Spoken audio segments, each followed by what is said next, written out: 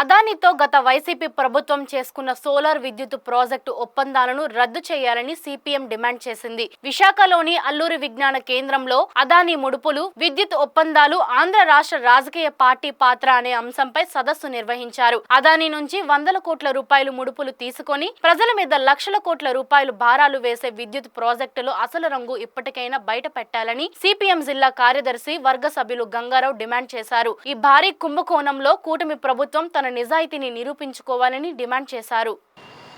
గత వైసీపీ ప్రభుత్వం అదానీతోటి అధిక ధరలకు సోలార్ విద్యుత్ ఒప్పందాలు ఖరారు చేసుకొని వందల కోట్ల రూపాయలు ముడుపులు అదానీ నుంచి తీసుకొని లక్షల కోట్ల రూపాయలు ప్రజల మీద భారాలు వేశారు.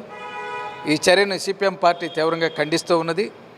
తక్షణం ఈ అక్రమాలకు పాల్పడినటువంటి వాళ్ళని నిగ్గుదెల్చి వాళ్ళ మీద క్రిమినల్ కేసులు పెట్టి వాళ్ళని సెంట్రల్ జైల్లో పెట్టాలని సిపిఎం పార్టీ ఇటు రాష్ట్రంలో ఉండే చంద్రబాబు నాయుడు ప్రభుత్వాన్ని, కేంద్రంలో ఉన్న బీజేపీ ప్రభుత్వాన్ని డిమాండ్ చేస్తూ ఉన్నది. కేంద్ర బీజేపీ సర్కారుతోటి లాలూచీ పడి జగన్మోహన్ రెడ్డి అది బలవంతంగా లొంగ తీసుకుంటే లొంగిపోయి కేంద్ర సౌర విద్యుత్ సంస్థ దగ్గర నుండి అధిక రేట్లకు అదాని యొక్క సోలార్ విద్యుత్తుని ఆంధ్ర రాష్ట్రంలో ఒప్పందం చేసుకోవటం చాలా దుర్మార్గమైనటువంటిది. ఇది ఒక పెద్ద కుట్రపూరితమైనటువంటిది కూడా సిపిఎం పార్టీ భావిస్తూ ఉన్నది.